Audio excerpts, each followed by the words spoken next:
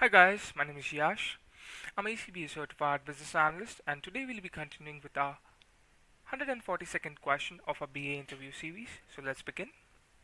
What would you do if a developer says the requirements are unclear? So I'll answer. If a developer finds the requirements unclear, I'll first review the documentation and acceptance criteria to identify gaps. Then I arrange discussions with stakeholders if additional clarification is required. I ensure requirement is updated with detailed business rules, process flows, example, edge cases, and acceptance criteria. My goal is to remove ambiguity so development can continue smoothly. If I can give a CraftCart example, in CraftCart, if developers were unclear about payment retry logic, I would provide process flow diagrams and detailed acceptance criteria explaining retry limits, timeout scenarios, and alternate gateway handling. So as you can see, this is a very simple thing. Like for example, what will you do if a developer says the requirements are unclear, right?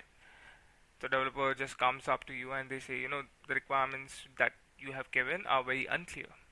So if the developer finds the requirements unclear, as a business analyst, I first review the documentation and the acceptance criteria to identify the gaps exactly where it could be unclear.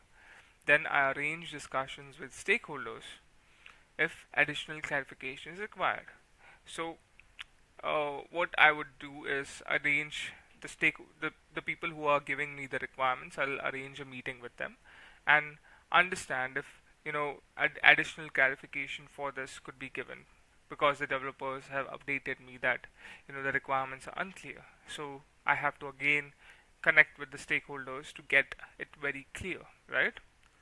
So ensure the requirements is updated with detailed business rules, process flows, examples, edge cases, and acceptance criteria. My goal is to remove ambiguity so development can continue smoothly. That's the goal. And in CraftCard, if developers were unclear about payment retry logic, I would provide process flow diagrams and detailed acceptance criteria explaining retry limits, timeout scenarios, and alternate gateway handling. That's what I would do in CraftCart. But yeah, there's like different scenarios for different tests, different cases, right? So yeah, this is I think a very simple question. What would you do?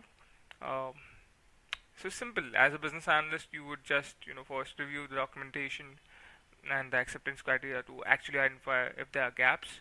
You would have a review meeting with the stakeholders who had given you the requirements, and then you will ensure that the requirements are updated with detailed business values, process flows, examples, edge cases, and acceptance criteria.